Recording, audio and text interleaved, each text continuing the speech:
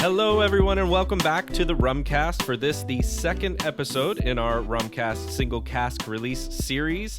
Today, we're going to be formally deciding on a name after our previous discussion, and hopefully if you listen to that episode, you'll know where we're at. And then this is going to be the episode where the rubber hits the road, right? That's right. Or yeah. maybe where the sparks might fly. Yeah, I was going to say where the cork meets the bottle, because we're going to be talking about some bottles that will ultimately hold our rum. And those of you who have been with us for a while, you know our tastes, Will and I, for bottles might differ a little bit usually. Just a little. That should be fun and interesting. Yeah, and as a reminder, this is basically what we're doing is John and I are going to be traveling to the Main Rum Company. It's not that the long. End of January. Yeah. And we are going to be purchasing a cask of rum, bottling that, releasing it, putting it up for sale so all of you can hopefully get a bottle and taking you along the journey with us. So excited to get into, we're going to talk naming, like you said, then bottle design. And, you know, a step that's going to come after we talk about the bottle, which we won't get to on this episode, but we wanted to go ahead and put a call out there. As you know, you can't have a bottle without a label on it as well. And the label is something that is very important to us. I think, you know, when we did our Best Bottle Designs episode, John, something I discovered about myself was that I actually think the label is more important to me than the bottle itself in terms of just how I ultimately end up feeling about it. So, but if you don't nail the bottle, you can't nail the label. I don't know. Well, here's the thing. You can't mess up on the bottle, is That's what I would say. Yeah, okay. yeah. Like the bottle doesn't have to be amazing for me to like it, but like a great label can make up for a so-so bottle. But if the bottle sucks, then yeah, the label can't do anything about it. Right.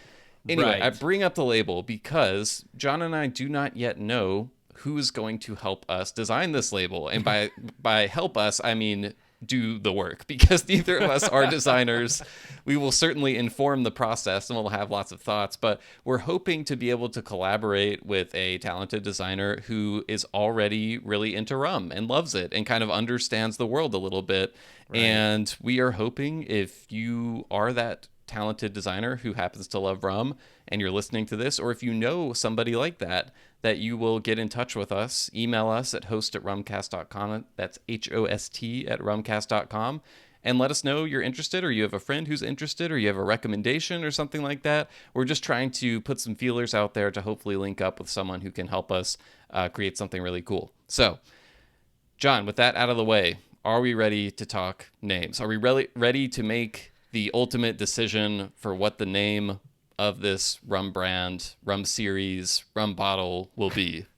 Whatever this thing is we're doing. This thing of ours. Yes. And I'm glad we did give ourselves some time between our last episode and now to kind of mull things over, and also to get some suggestions, which I know you're going to go over quite a few of those that we received. Some of them are super cool and made it tough, right? Yeah. This is not an easy thing to do. As many people, I think, on our Discord server were also saying, right? They were like, man, this is really hard. Yep. And it is. Yeah, I wanted to, we got so many really cool creative name suggestions that came in via email, via the Rumcast Patrons Discord, social media. So I wanted to just, run through some of these. We can't get to all of them, unfortunately, because there were probably like 100 different names that came in. But I wanted to first talk about some of the comments we got on our own ideas that came in via Discord. I think the two that seemed to resonate with people the most, the ones that got the most shout outs, were Rumcast Reserve and Casting Spirits. So Barnabas Collins in Discord said, I think Casting Spirits was the strongest pitch of that round. As they say in the improv theater world, first thought, best thought. I hadn't heard that before. I've never done improv, though. He also said, I would pitch something with strongly recognized initials in the vein of Rum GM or TCRL, maybe something like JW Rum or WJRC Rum Company. I thought that was interesting. It got me thinking of what a mark name would be if we ended up having our own mark of rum, John. It made me think of that. J-Will. J-Will. There we go. J-Will. Big flax in the Discord throughout the idea of handshake rum, which I bring up because an emailer completely separate from this also emailed in suggesting handshake rum as well. That was Rob who emailed in there. And I just thought that was interesting that it came up from two separate people. John Shu from Raising Glasses, who, he knows a thing or two about creating a rum brand and bottling, and has been quite and being helpful. a creative person. Yeah. Very creative guy.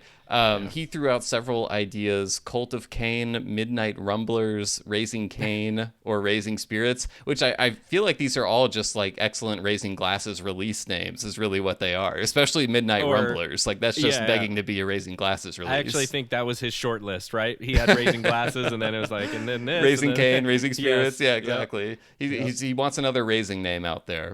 This was really cool. Andrew Lofeld from Rouleson in Louisiana, a great rum distillery, he actually shared his spreadsheet of rejected names that they came up with when deciding Rouleson, which was amazing content being dropped in the Rumcast Discord.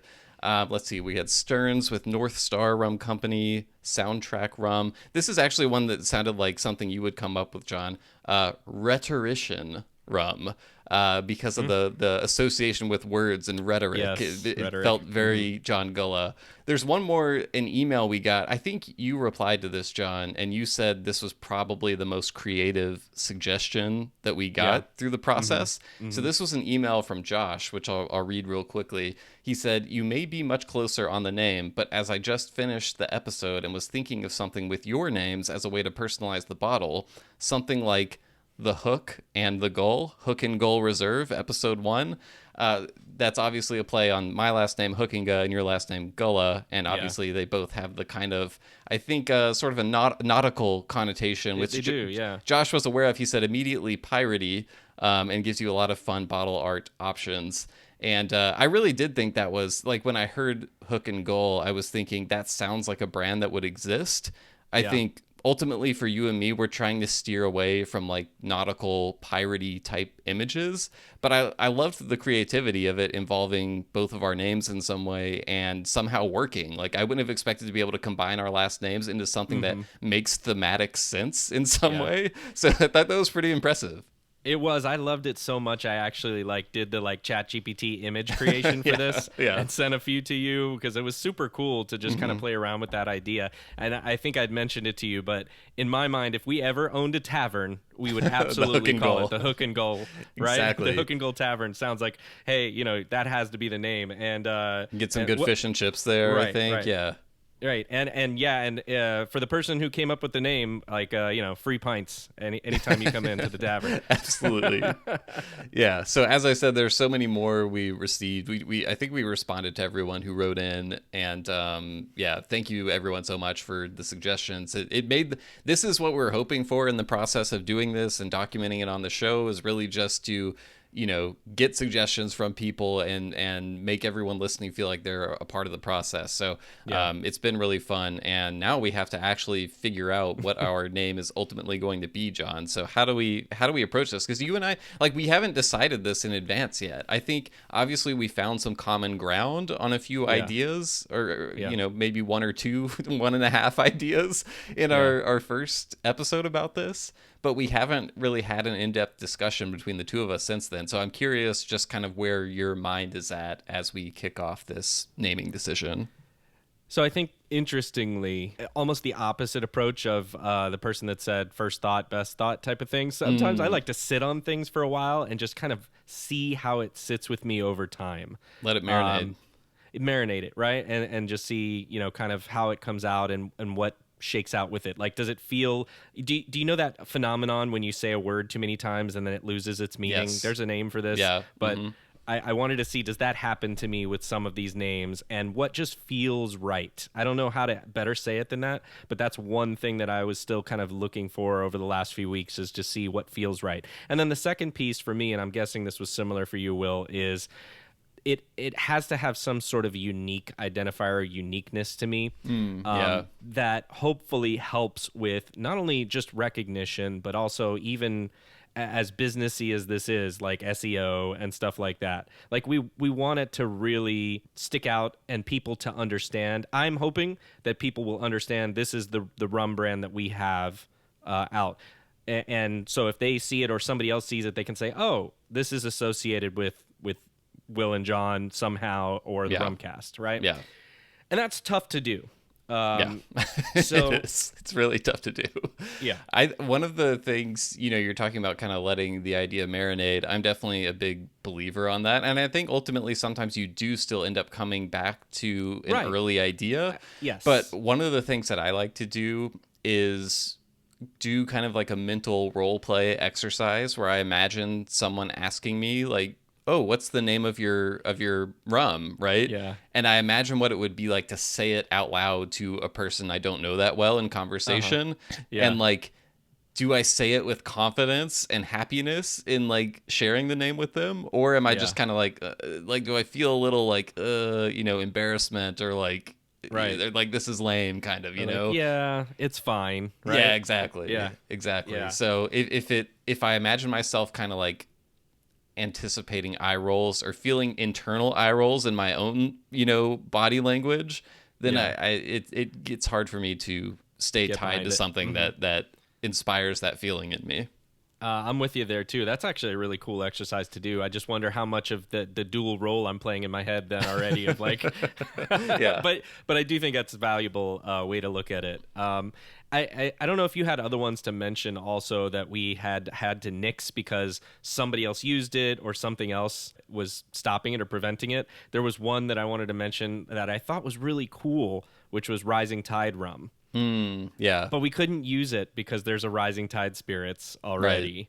And I loved that idea. Both it felt like it rolled off the tongue a little bit, and some of the rising and rum alliteration there works for me. And the whole idea of, the rising tide lifts all boats, which is something I think we both get behind, and why Yeah. we are so involved in rum in the first place is because we want to lift it up through all of the actions that we do, this being one of them. So that was kind of a cool one that I kind of wish we could have gone after, but sadly could not. That's one of the ones that for me I like the idea and everything about it makes sense, but Yeah. when I imagine saying it, I don't love it. And Yeah, I wish get I it. could speak to more. I don't know. Maybe it's just maybe the whole like rising tide metaphor just feels a little overused to me, Overused. but it's definitely like I 100% agree with the spirit of it, and I'm Yeah. sure we've even said it on episodes before.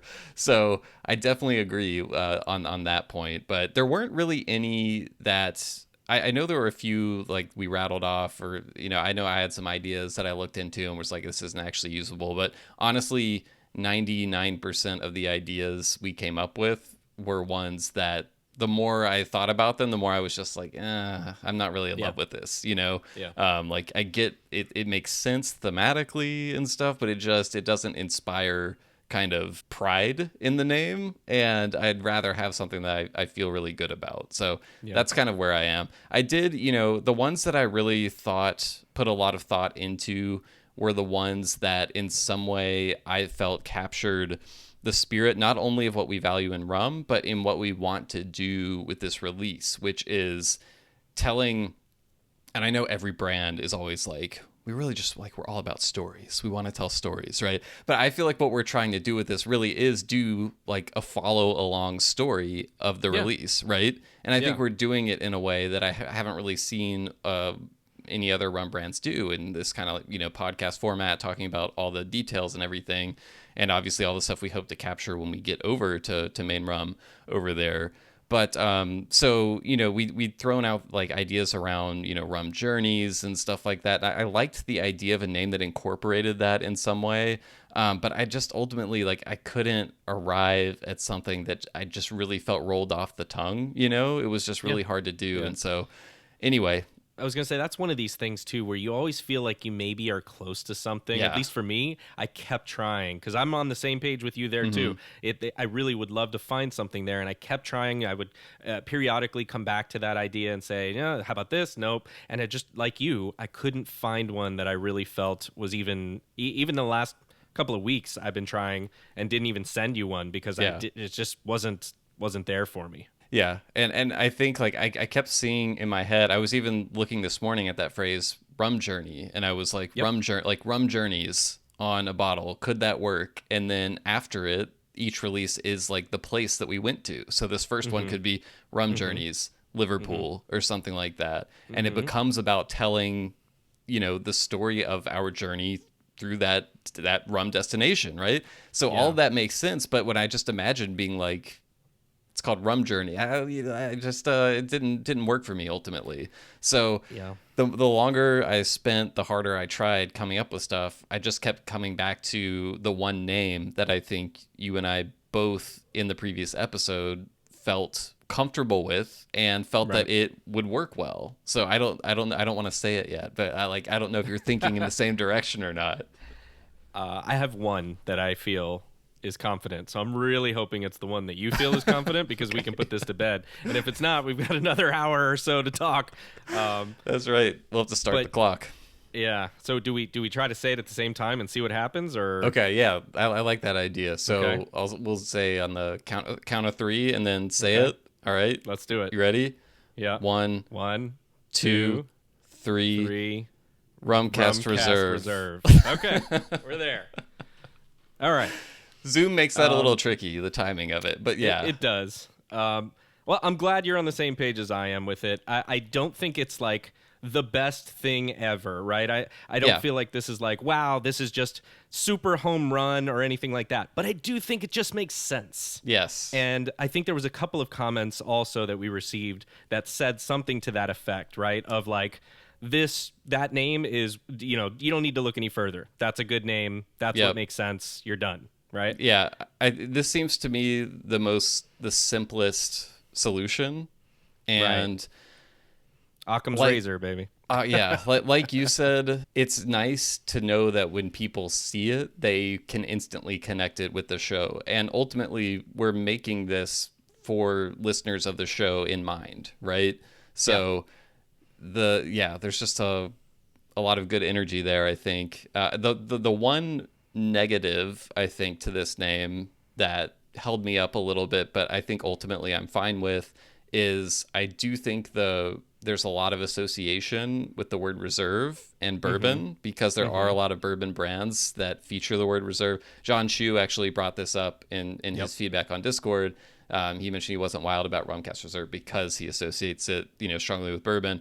But we did get a lot of +1s on the Rumcast Reserve idea as well. So I think ultimately this feels like one we wouldn't come to regret and something that has staying power, right? So no matter what we do in the future, I think this name is always going to work for us. Even I think I raised this question with you. I don't remember if I did it during the episode, but I was like, what if in the future we want to release an unaged rum, right? Does reserve implied aged exclusively? And ultimately, I don't think it does because to me, it's just saying something you sort of reserved, right? So you don't have to put something in a wooden cask to reserve it. Right. I'm with you on that, too. I think it could be, different than the norm, maybe. But I don't think there's going to be so many people that would just be like, this just makes zero sense, and why would this ever be that way? And I'm with you in terms of, look, it's going to be really hard to please all the people all the time, right? If not impossible. And so some people, may be less psyched about the pick than others. But to your point, Will, I do think a lot of people see it as making sense and a good name that they can get behind in terms of it wouldn't be like, to put it in football terms, this is not a long bomb for a touchdown pick. No. But it's absolutely, like a first down or like a 30-yard pass completion or something, right? We can build off this. And I think that's the where we have to go with this in mind is, okay, now the next decision, let's make it a good one. And the next decision, let's make it a good one. And ultimately, those good decisions together make a strong brand. I also think this leaves a lot of room for creativity with release subtitles, sort of. So each one can have a unique subtitle or description. And I think over time, and this is assuming we do future releases, fingers crossed this first one goes well and and enables us to do more in the future. But cart before the horse rum. Yeah, cart. But yeah, like hopefully those subtitles would follow some sort of naming convention or something. But again, I like being able to do something unique and different for each one, where the brand name can exist next to whatever that unique name is, and it's not like getting in the way too much. Like they work together well. So I think this will work together well with a lot of stuff. It's like a versatile ingredient that goes with everything, Yeah. All right. Well, it feels like we're settled, and we can kind of move on from here, knowing that. Well, actually, there's one more thing to talk about, which is you mentioned the subtitles, right? Yeah. And so there was a lot of good feedback for the episode 1, episode 2 type of thing. Right. I don't know that we're stuck to that, Will, necessarily yet at this point, even with picking Rumcast Reserve. But I seem to like that idea also. So I don't know if you had any additional thoughts. Yeah. I like it. I liked it a lot initially. And I think one thing that made me a little bit more hesitant to fully embrace it is you and I were both aware of the Pursuit series, Pursuit Right. Spirits from Bourbon Pursuit. They actually have called all of their releases that they've done episode 1, episode 2, and that sort of thing. So doing the exact same thing feels, a little odd. But the main reason is the more I've thought about what we're doing and the more I've thought about potentially doing this in other locations in the future, because again, I think if we were to do subsequent releases, we don't anticipate just always going back to Main Rum Company, right? Right. Like we'd love to be able to explore other areas, maybe go directly to distilleries and things like that. So I kind of like the idea of being able to title each one around a location or something. And Agreed. I think that there's like the first thought I had with that was, well, what if, fast forward 10 years from now, what if we've gone to Jamaica 4 times? Like, do we just have 4 Jamaicas? And it's like, no, I think we'd probably go to different places, different locations within the same country, particularly. And you could get as specific as like naming it after a street or something, just something that's like unique to the journey, right? Something that came up in the process of telling the story of how we picked this rum, right?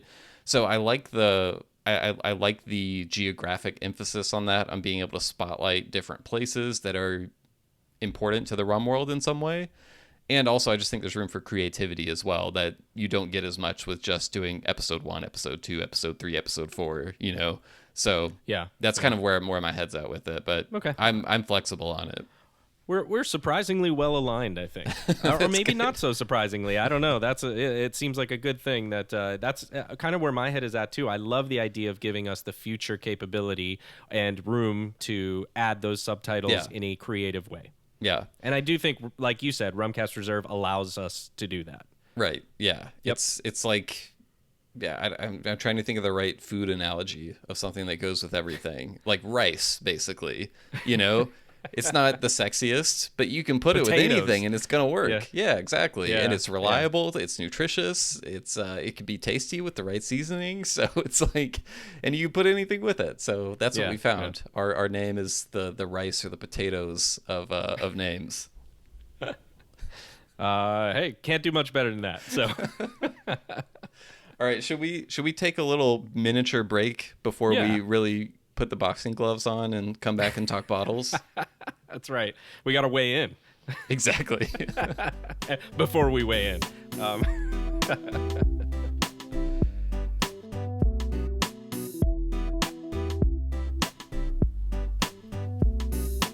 All right, we're back, and it's time to talk bottles. So I know a lot of what we were doing, first of all, Will, was kind of you and I separately were kind of just looking around to see what is out there and what are some of the things that we might be able to bring to the table for this discussion and talk through.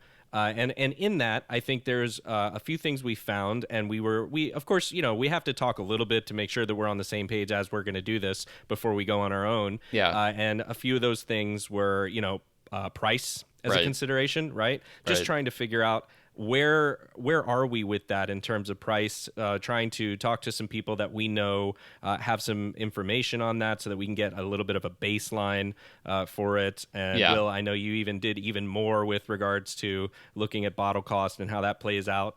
Well, we had a really helpful conversation with John Shu from Raising Glasses, who I mentioned earlier.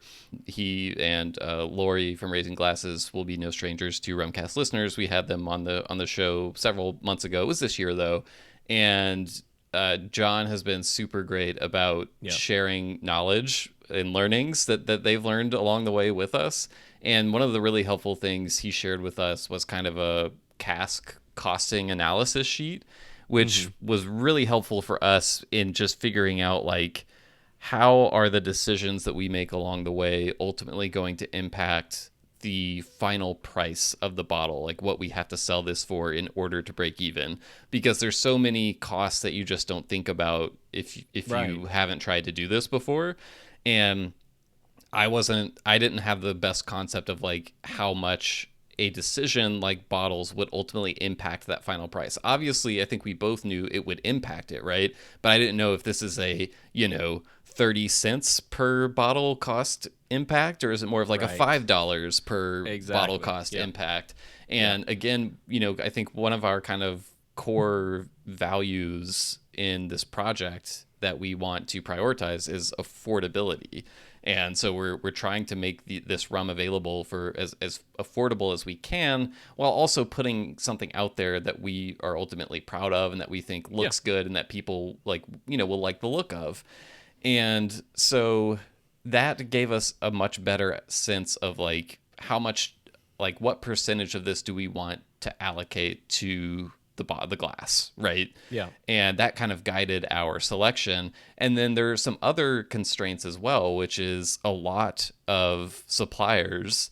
You can't, we're ultimately going to need, depending on if we decide to do 375 milliliter or 700, if we do 750 milliliter, we'll probably need about 250 to 300 bottles. If we do 750, we'll probably need 450 to 500 bottles, right? And many suppliers will not sell you that small of a quantity, and we're hoping to avoid having to buy like thousands of bottles, because again, we don't know if we're going to do more of these. Right. And where do you put them if not? And, although you're buying a bulk is going to cost you cheaper per bottle cost, it's going to be more still ultimately. Exactly. Yeah. Right.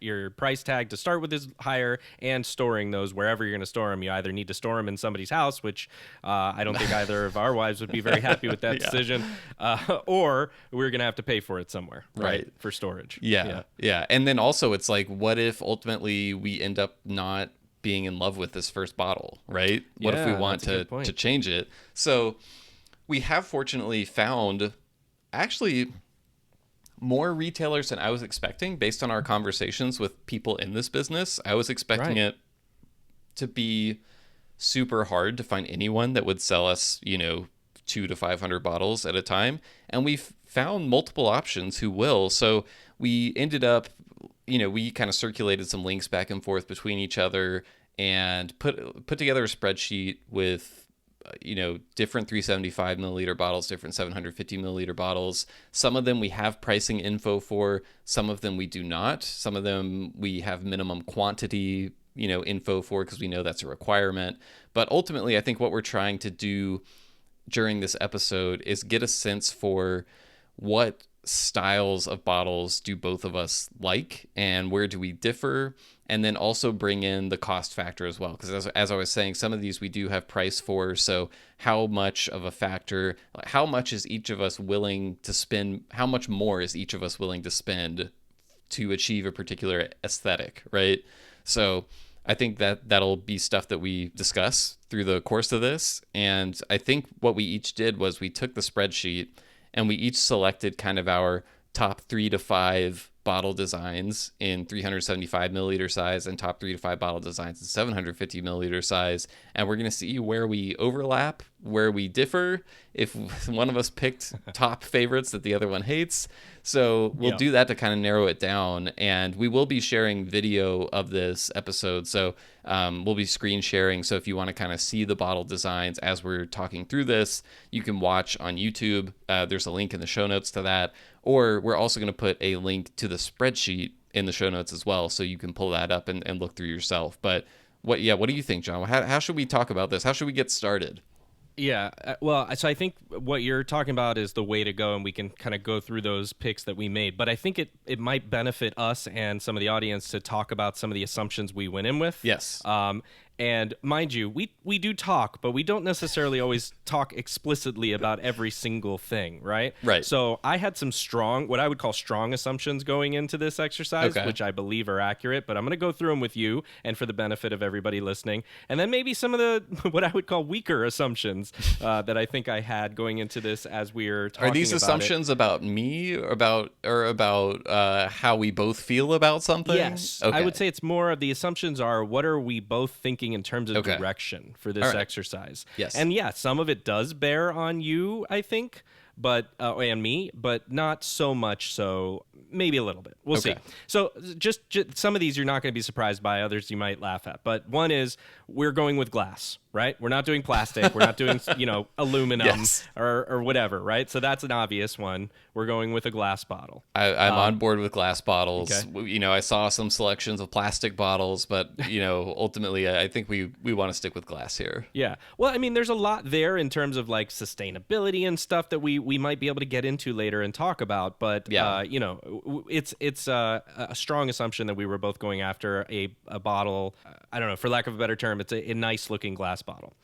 The other thing you already mentioned, bottle size, right? So we hadn't yet decided on 750, 700, or 375. So we looked at some of those in each category. And so I think we're kind of keeping a crowbar between those two because we haven't decided yet.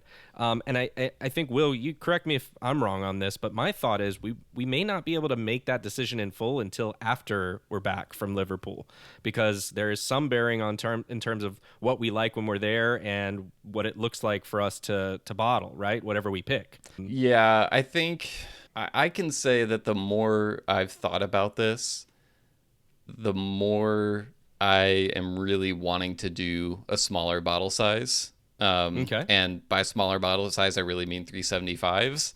Yeah. And the main reason is because, A, there's a lot more options for 375s out there that we found than I thought we would be able to. Right. B, the cost is relatively similar from what I can tell between 375s and 750s. Right.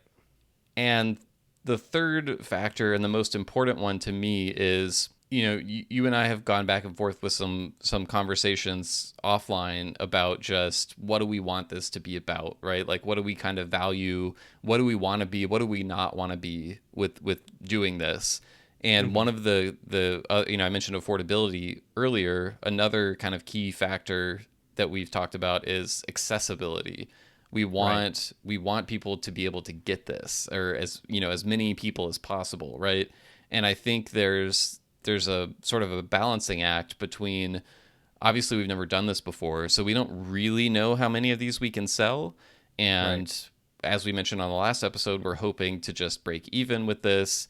We don't want to lose money in doing this. And so there's two scenarios that we've talked about that we can imagine. One scenario is we bottle in 750s, and so that's maybe around 250 bottles, let's say, and they sell out with like super fast, and we hear from a bunch of people who weren't able to get a bottle, and that would be an absolute bummer. Not just because like, oh, we could have sold more and gotten more money. It's more because this whole thing is about bringing people along the process with us. So I hate the idea of someone listening to these episodes really wanting a bottle and not being able to get one because we didn't make enough available, right? Right. The other side of the coin is if we go 375 and now we have 450, 475 bottles out there, and 300 of them sell, but then we go 8 or 9 months trying to sell the other ones, and that wouldn't bankrupt us or anything, but we're hoping to make our money back sooner rather than later. So that's kind of the two scenarios playing out in my mind, but the one that feels worse to me is the first scenario, where it sells out and I'm hearing from people all the time who wanted a bottle but couldn't get one. That would suck. Yeah, and we're dealing in single casks here too, right? Yeah. So, even though you might find a sister barrel of something that's similar, it's never going to be exactly the same. So even if we were to somehow be able to do two of something, which I don't think right now is necessarily where we're aiming for, but, it still feels a little tough to have that shared experience, like you're saying, with the 750 or the 700. So like you, I think I'm leaning towards 375. However, as you mentioned, there are more more choices than we thought there would be, but there's not quite as many as 750. So for the purposes of what we're doing today, we're going to look at both of those sizes and see, and then just kind of narrow it down, hopefully, in terms of what the bottle choice we want and we can agree on looks like, and see if we can get there ultimately with the choice of the size that we choose. Another one, and I think this is a strong assumption and a safe assumption, is we're not looking for some weird shaped or very specialized unique bottle. It's not going to be a Rumcast logo shape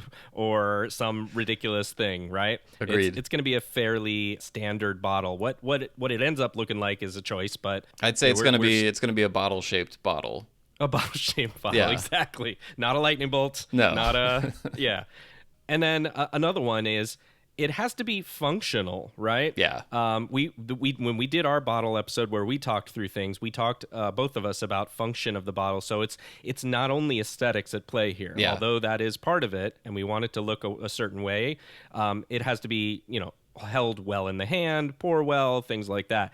We may not be able to just see exactly that, right, from pictures on the internet, but I think our goal here is to narrow down enough that we can get some samples, we can get our hands on them, and then we can make an educated choice from that. For sure. All right, so that's my strong assumptions. You ready for my weak assumptions here? Okay, I'm ready. We went like 5 for 5 on the strong assumptions, right?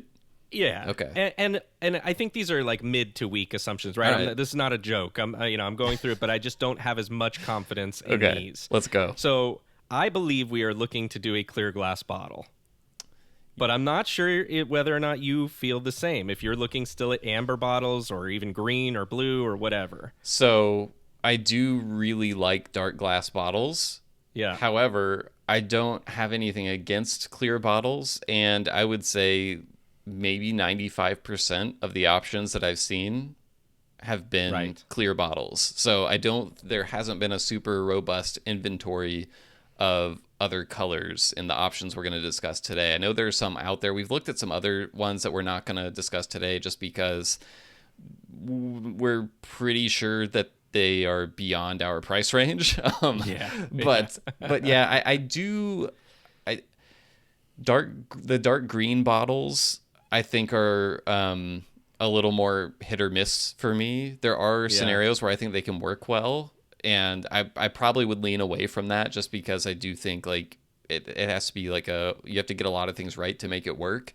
I would agree with you. You do know I'm a sucker for the dark, like the Vellier style bottles where you can't see the inside. I just, the combination of that and label to me works really well. However, I have been operating under the assumption that we'll be going with a clear glass bottle. So I'm on the same page with you.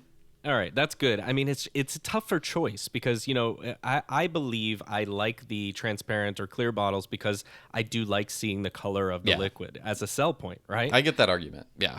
But on the other hand, I will agree with you that some dark glass bottles are very attractive also. And if it's a person or a bottler or a brand that I really trust, I don't need to see the color of the liquid as much. Yeah. So there's that argument between those. But yeah, I'm with you, I think. By the way, I don't know if you saw this, but so there's even amongst colorless bottles, there's a little bit of range there. There is, yeah. You have kind of like sometimes you can see bottles that have sort of like a light bluish hue. Right. Or kind of like a darker, like it's a clear bottle, but it has kind of an amberish hue to it, I would say, or like a dark brown sort of. Yep. So there's some options out there, but I just feel at the end of the day, it's going to end up being easiest and most cost effective, most likely to go clear. Right. Okay, another one, and this one is maybe a little weaker. I know what one of these is going to be, so maybe this is it. It's probably going to be this one, which is we're looking at a cork or synthetic cork type of stopper, not a screw cap. Yeah. As far as closures go, I don't think we're going to discuss closures specifically today. That is something I've been looking at a little as well as we've looked at bottles. But yes, although in the past I have consistently professed it's not even love, it's just more like acceptance of screw cap bottles. I'm fine with them, especially on budget rums. I think screw caps are completely fine. They don't bother me one bit. For this, however, yes, cork, synthetic cork, something in that direction. Yes. Okay. Well, I mean, you are alone on this podcast of the two of us, but you're not alone in many people seem to also enjoy screw caps as well. So I get that it has its fans. I'm glad to hear that we're on the same page with it, though, because, yeah, that is the right aesthetic that I'm looking for. Yeah. Yeah. Okay. Another one, and you spoke to this already, but price is a consideration. Yes. So we're not just going, ooh, this is the best one, price be darned. Affordability is one of our values. We're going to stick to that. We talked a little bit about MOQs, right? Minimum order quantities for if we find a bottle we love, but we have to buy a lot of it versus a bottle we really like, but we don't have to buy a lot of it. Yeah. That might help swing the decision, or just pricing from different, places. Yeah. So, and then the last one here is, I believe we're in the same place with this. We do want to try to stand out somehow, but that is easier said than done. And it may end up being more with the label than the bottle itself, but that doesn't mean the bottle itself can't be considered as part of that. Completely agree. Yes, I would Okay. would have loved to disagree with some of your small to medium assumptions, but I'm in the same place with that. I think, yeah, like we want the bottle to be distinctive in some way, but Right. I think it's going to be more cost effective for us to do that with the label as the primary mechanism for Right. standing out, as opposed to the bottle itself, right? Right. And again, that doesn't mean we have to completely write off the idea of doing anything that's a little different with the bottle. I just think we're gonna have a lot more room to do that with the label than the bottle. And, speaking about a lot of the independent bottlers here in the United States that are doing great things with their bottles, right? It's, as I was looking through these, and maybe this is the perfect segue as we now are going to look at the sheet together and Yeah. talk about our top choices, you recognize those bottles, right? Yeah. So it's hard not to. It's hard to say, oh, yep, I know this one. Yep. And I don't want to do something that's the same as what's already out there being done, right? Right. Even I have apprehension against just the same bottle. I don't know if you felt the same way, but I agonized over this a little bit. Yeah. I really did. I was like, I mean, like, how close is that? In an ideal world, I would want us to not do the same bottle that another rum bottler is currently using, right? Right. It's kind of probably be impossible to avoid doing a bottle that some other spirits bottler is using, right? Right. But as Right. long as it's not something else that's in the rum world, then I'm more okay with it, right? Because again, I think ultimately we're not gonna go custom with this. That would be way too Right. impractical, way too expensive for where we are. So we're gonna end up using something that someone else in the world is using. But it would be nice if that wasn't someone also doing something in rum, right? Yep, exactly. Those were I had one more category, which was all bets are off. All bets which are off. is I've been all waiting bets for are this off. one. Yeah. What? Style and shape, baby. Style and shape. So I know that you and I have greatly differed on some of this before. And by that, I mean, there's different choices you have with where the closure is and how that is formed. The width of the lip Right. in some of these is bigger, and that's going to mean a bigger cork or stopper. Neck and then size. you have exactly. I was going to say the length of the neck, Yep. how broad the shoulders are, Yeah. how broad the base is, what is the weight on it. There's a lot more here than Does you it have would a think. punt? Exactly. Yes. So there is a lot of choice here, even amongst some of the choices that seem otherwise to be similar at first glance. Yep. So I guess we need to reveal our top favorites in the 375s that we've listed and the 750s. And our spreadsheet has, I think, 22 or 21 bottles in it. They are separated. We have the 375s first and then the 750s. So I don't know. Should we start with the 375s, and should one of us just reveal our top three and then the other can share if any of those align with their top three? Yeah, I think that works. Just one more preface before you do that, I guess, or before I do it, whichever one of us is going first, is how difficult did you feel it was to project in your mind what these look like as an end product versus just a bottle? It actually is really hard for me to envision what the bottle will look like with a label on it and everything. I had a pretty tough time doing that. As did I. So I think I more just tried to imagine. I'm really big right now at this phase that we're in imagining which one, like the functionality and how they're going to feel, and do they is there something about them that I just like don't like the look of, you know?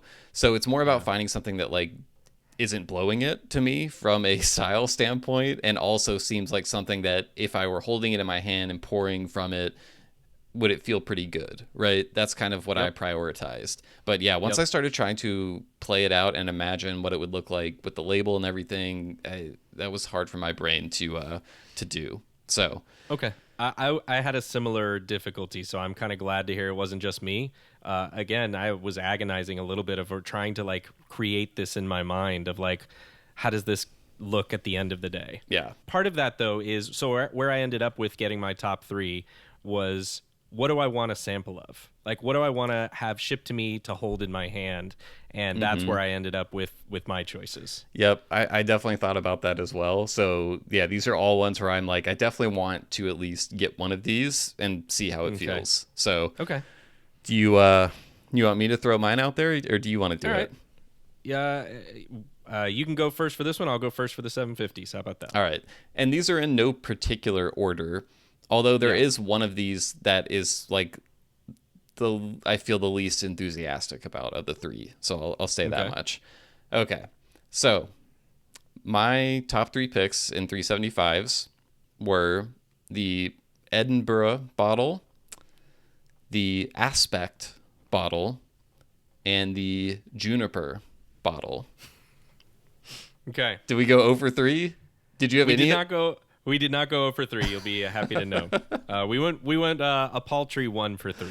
Okay. What, the Edinburgh? Edinburgh. That was the only one that you have in yours? The Edinburgh I had in my top 3 as well. Okay. All right. And I will say, if I had a top 5, the Aspect would have made the top 5. Okay. So we're not too far off there. The Juniper is the one of the 3 that I feel least enthusiastic about it. But again, we're not just going off of looks here, and so we'll have to start talking about prices. I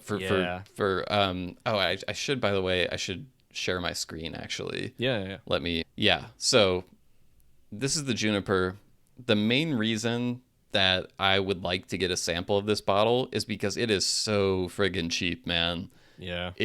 And by cheap I mean affordable. I don't love the look of the neck on it. I think it's it's kind of a harsh transition from the neck to the bottle. You can see the Aspect I feel has a gentler. It's more like of a slope when it transitions into the body of the bottle, which I like more. I don't really like the kind of like, I don't know if you call this like a rim sort of around the end of the neck. And the punt looks kind of severe in it. It does. Yeah, so I would agree with all of those. But these are $10.54 for a case of 12, or 88 cents a piece, which is so it would only cost us about $432 for the amount that we need, which that would really allow us to save some on the final price. So that's the main factor, is I think that of the cheapest of the cheap options, this was the one that I felt looked the best. And the Aspect, to compare it, is $13.82 a case, or $1.15 each. So that would bring our cost up to about $566 to do a single cask bottling. So about $130 something more. And then I'll scroll down to the Edinburgh down here. So this is one that we don't know the price yet. And I don't know that we know the minimum quantity requirements, but in terms of just sheer appearance, I really like the overall look of this. It's kind of, I guess I would describe it as sort of a stubby kind of bottle, which I feel like is kind of a popular look in rum. And so maybe it just feels at home to me. And it's a little bit bulbous, I would say. Like it expands out at the top, and I just like it. It looks nice. It has some elegance to it. That this would be my top pick in terms of just overall look of the 375s.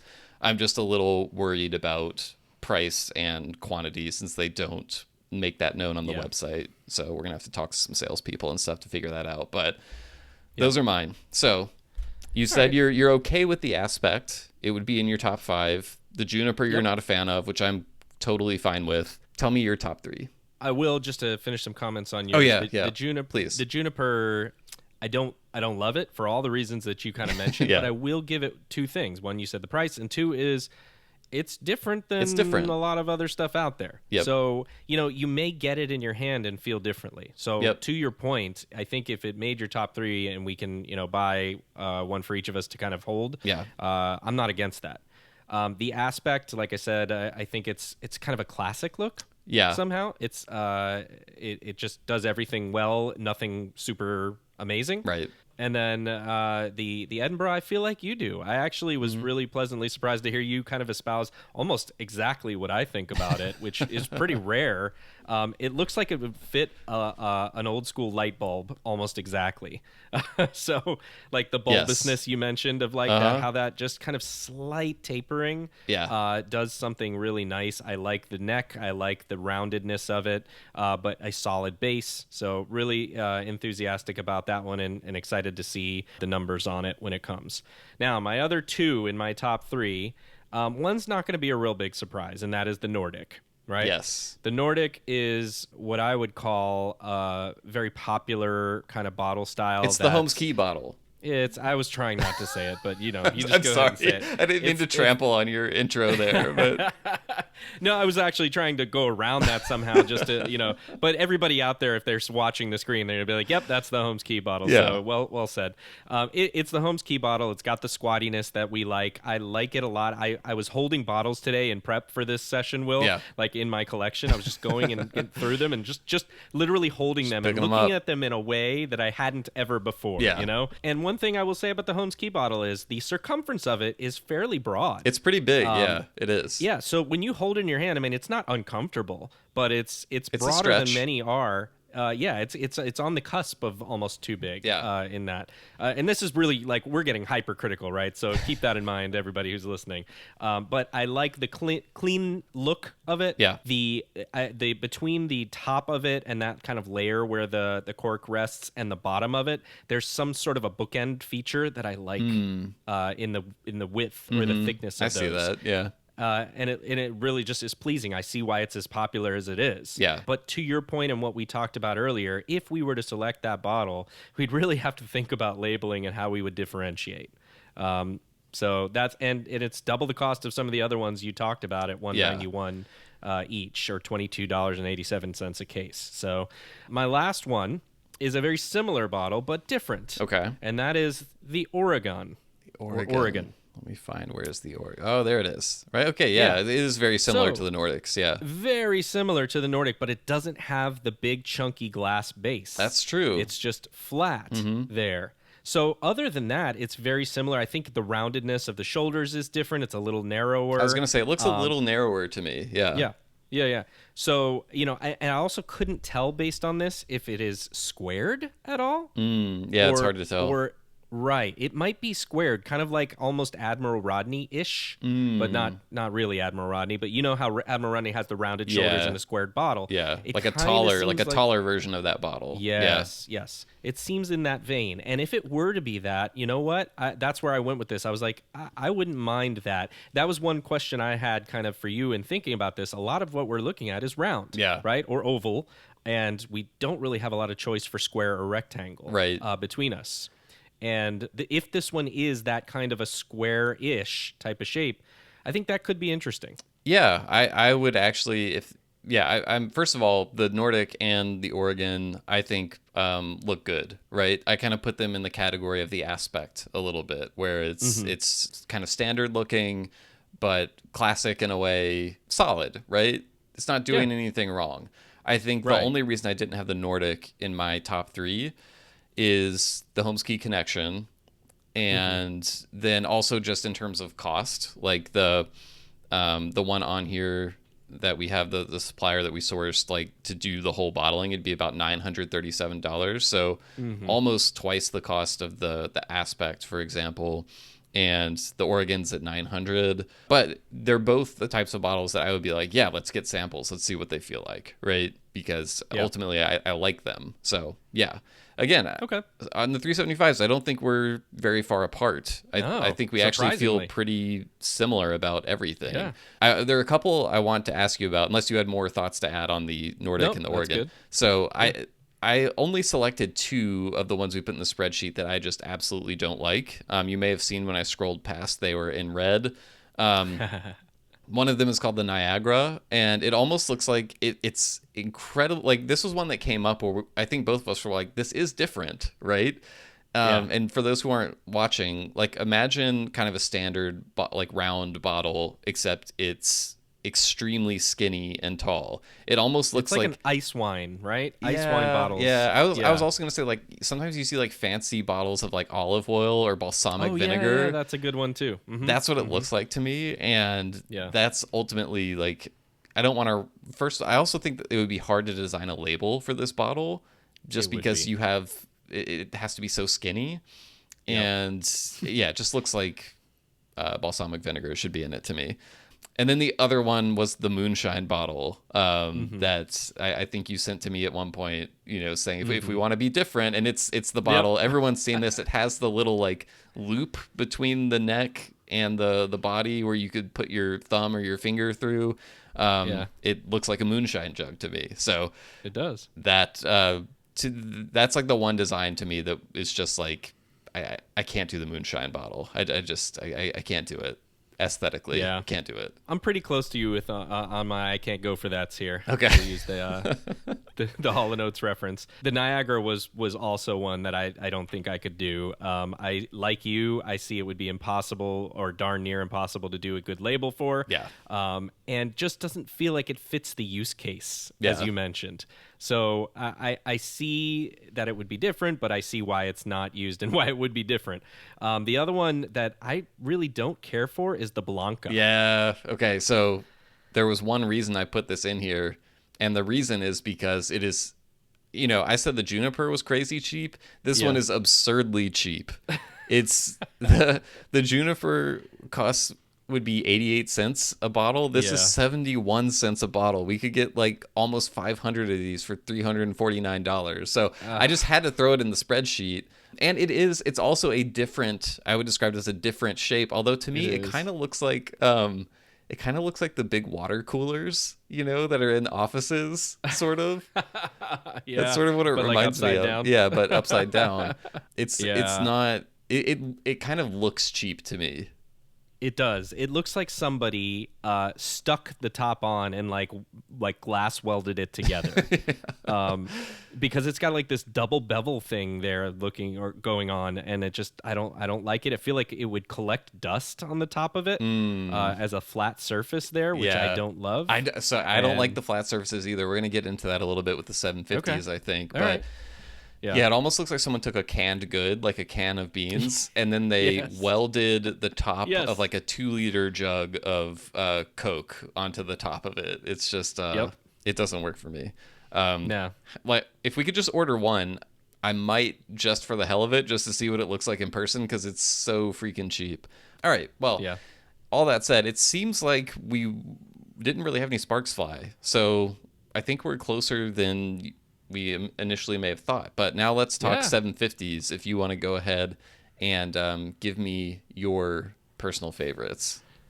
I'm feeling the sparks coming for this one, I think. All right. Let's go. I'm just going to scroll down to the 750s. Okay, I'm gonna give you my top 3, starting with the one that I think is probably the least objectionable. And that is the Farmhouse is number 1 here. Okay. And the Farmhouse is a classic bottle design here. I think it's fairly standard or recognizable, but I like, again, the same effect that I saw on the Nordic here on this bottle has that kind of bookending top and bottom. Yeah. And to me, that just works. It feels well balanced somehow aesthetically.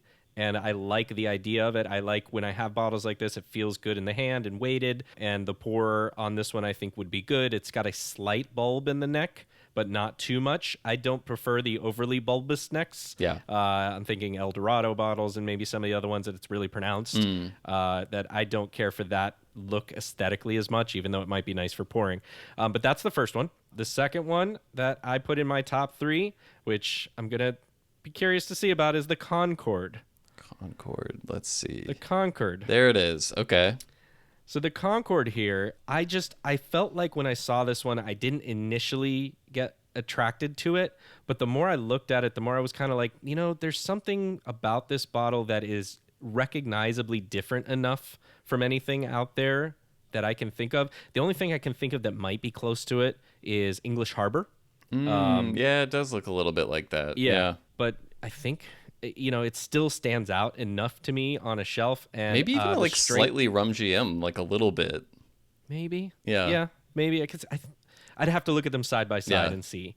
But again, the length of the stubby bottle to the neck is an interesting proportion enough for me to take notice, and it's a straight line neck in this case, not a bulbous neck, and it looks like it would put a good label on it. Like a label would be featured on this bottle in a way that I think would be nice. You've got some circumference there. Yeah. So I like that one, and I could see how that could differentiate us as well as be nice. And the last one was a bit of a surprise to me. I had to think on it for a little while. Okay. And so I'm curious to see what your thoughts are, because I might agree with some of the criticisms even. But it made the top 3 just because of how kind of different it is, and that I think it still looks interesting. And that is the Kobe. The Kobe down here at the bottom. Just to get fun saying Kobe. Kobe. So I can't quite tell if this is too wide for my liking, which is one thing that I was kind of like, well, I'm hoping it would be of a similar circumference to what we mentioned before, like a Holmes Key type of bottle circumference. But it is a good enough, wide enough neck and squatty enough, vintage enough bottle that I could see how it could work for both you and I. Funny enough, I was thinking of you with this one somehow. Why? That said, I don't know, because it like the vintage look. Like, remember we talked about you like something that looks old and appears old. Yeah. And so I felt like I could see how this one appears a little bit antiquated. Like the design of it looks like it was made at a time when glass making was a little bit more difficult. Or less artisan. You know what it reminds me of a little bit? Just general shape wise is a little bit like the Clement bottles. Oh, the Clement bottles are much thinner, no? I don't know. I mean, the neck and they have an angle to them. Yeah, they're tapered. They're tapered. Yeah. But I don't think they're that. It's the ratio of body to neck that I'm really talking about, and also it's kind of flat at the top of the body, or flatter. Obviously, it angles. It's just not like a 90-degree corner or anything. But the Clement bottles have that similar kind of leveled out top of the body as well. So it reminds me a little bit of that. Yeah. Well, so interestingly, I tried to take some risks with this one. I think I was okay with that because, number one, I think like you, I was starting to lean towards 375s anyway. Yeah, same. In my head. Yeah. And then number two is I felt like if you're at 750, you've really got to stand out. And going with the standard old kind of, the Tennessee design or some of the other ones. And now I'm saying things and I haven't heard your picks yet, but it would be so difficult to make it stand out. So that's kind of why I picked those, even though I will say the Kobe is definitely less than the other two in my mind in terms of confidence. Okay. Well, we have a repeat with the 750s in that one of yours made my list. All right. Do you know which one made my list? I would guess the Farmhouse, but I don't know. It's the Kobe, actually. Really? The Kobe made my list, yeah. So that's good. Okay. All right. So mine... I want to hear why, yeah. Yeah, so I'll get to the Kobe in a second, but to reveal my other ones, the Farmhouse did not make mine. The Tennessee didn't either. So the other two for me are these right here. They're next to each other, which are the Chalet and the Philadelphia. I didn't expect to pick the Chalet, and I think this was kind of my Kobe pick, in that it was kind of just like a fuck it, because I'm probably going to want to do 375s, but this one, I could imagine it's kind of similar to the Kobe, except I think it's not quite as wide of a base. Right. And the top of the body as it goes into the neck is more of like a diagonal as opposed to kind of a gentle slope, I guess. It's really hard to describe this as I'm talking through it. So hopefully people will watch the video. It's a harder transition. Yeah. And that's also where I feel like I might not end up liking it, right? Is because I don't always like those harsh transitions, and this definitely has it. However, it feels like it looks like it would feel good circumference wise in the hand. And One thing I discovered in looking at these, and you can probably tell from my picks, is that for some reason, I didn't gravitate towards the longer necks. All of the necks that I picked were smaller. Interesting. And that was one of the things I really didn't like about the Concorde, actually, was the ratio of body to neck on it. It's almost like 50-50. And, It is. Once you said English Harbor, I was kind of like, okay, well, I like the English Harbor bottles decently enough. So it could be the type of thing that if I saw it in person, I was good with. But that one and the Farmhouse, to me, I've seen too many craft distillery products that are in this style of bottle that I just don't want to do one like it, I don't know what it is. It's just it's again, it's similar to like the Aspect, like you said, which I liked in the 375s, but there's just something about it that just felt a little too generic, I guess I would say. A lot of these did. Yeah, and a lot of them do, exactly. So I can't say like a lot of the other ones don't feel generic. Quickly, the Philadelphia, I like this one. It's almost a flask shape, but I'm wondering how circular the base is versus how oval it is, right? Like if it looks too much in person like the Bullet bottle, I wouldn't be as into it. But I kind of like the taper, the way it narrows toward the bottom. I like the transition from the body into the neck, the kind of curve that you get there. I like, and it's another bottle that I can picture a label looking good on. So there's like plenty of real estate for the label, right? There is. So yeah, honestly, the 750s, I didn't have any I selected that I hated. And also part of the problem with the 750s is most of these we couldn't get pricing on.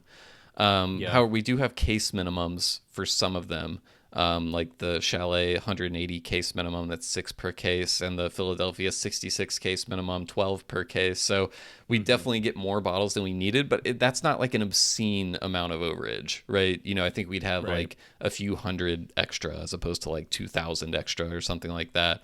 And the Kobe we're not sure about at all. But so I feel like we're not terribly far apart. Like none of your picks, even though I'm not as into the Concorde, like I wouldn't be opposed to seeing what it looks like, right? So there's none of them that are just like non-starters. It's more just I'm a little less enthusiastic just judging off what they look like online. But yeah, so tell me what you think about my other picks. The Philadelphia just kind of, I don't mind the bottle. I actually agree with all that you said. The reason I didn't really pick it was because I feel like it looks like Worthy Park to me. Oh, interesting. And Worthy Park to me owns that bottle. Yeah. And I don't mean that literally. I mean, and Roaming Road's doing it now too. That's fair. Yeah. And because of that, and I know why they pick it. It's a great looking bottle, like you said. I agree with all the reasons you said, but I feel like it would be hard for us to differentiate. See, I think I do agree this shares some DNA with the Worthy Park bottle, but I also think I don't think it's as tapered. I don't think that's as pronounced as the Worthy Park one is. Like I want to see the head of the Worthy Park bottle might be broader. Yeah, also, I feel like it's larger. I feel like it's more bulbous and gets narrower at the base, and it also has a very thick. I don't know what you call that at the bottom of the bottle, like where the bottle ends, but there's still more bottle. It's like very thick at the bottom. Base. Yeah, the base. Yeah. So, but I definitely hear where you're coming from. And honestly, you can say you hate the Chalet, and I'd be fine with that. I honestly don't even know if I like it that much. It just kind of stood out to me as like, I'd be kind of interested to see what this looks like in person. It's a total meh for me. It's mid, as my kids would say. That's fine. Yeah. So, like you said, if you wanted to get a sample of it, I'd be fine with it. I don't hate it. The only one I didn't really like in this one, by the way, was the Luca. Yeah. The Luca, even harsher transition, right? From the neck to the bottle. And maybe that works for some people, but for me, it just doesn't. It just feels awkward. So I wouldn't be interested in it. I put it in here initially because it had pricing, and it's inexpensive too. So we could get these for $453 for enough to do a single cask bottling, and also just because it did stick out to me. It just like when I saw it scrolling through all the bottles, I was like, well, that looks a little different, right? But I totally agree. it looks like two separate bottles were fused together. Like it does. Yeah. It just the transition is very harsh from the body to the neck. All right. Well, like you said, I'm actually surprised pleasantly that we're closer than I would have thought, which means to me a couple of things. One is we have worked on the vision of this in such a way, even indirectly, that we kind of have a feel for what we're going for and are well aligned. Yeah. And or maybe both, the label is the sticking point for us. I mean, possibly. I definitely think the label will have a lot more back and forth between us, just because there's so many different directions you can go in a label. There's basically infinite possibilities with a label, right? Like anything the mind can think of, you can put it on there. And then we might have the same idea of what we want to get on the label, but then might have different opinions on the execution of it, right? So, I think label is going to be the most difficult thing, honestly. All right. Well, I feel like we made a lot of progress today. So what is our next step? We're going to get some of these samples. Yes. See if we can come to some sort of a secondary agreement on some of them. And on the next episode, maybe let people know where we're at. Yeah, our next step, we're going to get samples of these so we can feel them in person, see how they feel in the hand, how they look and everything. And we also need to get going on the label. Exactly. So as we mentioned at the beginning, the top of the show, if you have design talents, if you know someone who's a talented designer, and importantly, they understand the rum world, somewhat at least, that's the type of person we'd really like to work with. We are paying for this, by the way, so we're not asking for for free handouts. Yeah, we're not asking for handouts. But yeah, so let us know. Send us an email, host@rumcast.com, host@rumcast.com. Also, if you have any thoughts on these bottles, as we said, we put a link in the show notes. If you have further thoughts on names, give us your feedback. We'd love to hear it. Send us an email. Find us on social media. John, where can they find us on social media? At the Rumcast, Facebook, Twitter, Instagram, and Threads. And yeah, like Will was saying, let us know, especially if you had thoughts that we didn't cover that are things that we should be considering when we're looking at these bottles and would be differentiating for us to know. I think that would be super helpful for us. So you can get us on Facebook, Twitter, Instagram, or Threads, or Will, I know, email like you mentioned. So definitely weigh in. Right? Weigh in. Let us know where we're going here. Be a part of the journey, and let us know why we suck for picking the top 3 that we did, or why you're in complete and total agreement, and then we're geniuses. Or if you saw a great bottle somewhere that you think we should consider, send it our way. We'd love ideas there. So yeah, with that, I think we've made a lot of progress today, Will. Yeah, we've got more episodes coming out soon. A lot to look forward to in the month of December. Probably going to be a Rumcast release heavy month of December, just because we have some stuff that we want to get out. So there might be an extra episode or so this month that may come out. So keep an eye out. You will hear more from us before we embark for Main Rum Company at the end of January. So stay tuned. It's going to be a wild ride. We're really excited about it. And thanks everyone for your comments, support, and everything throughout the process. But John, until next time, cheers. Cheers.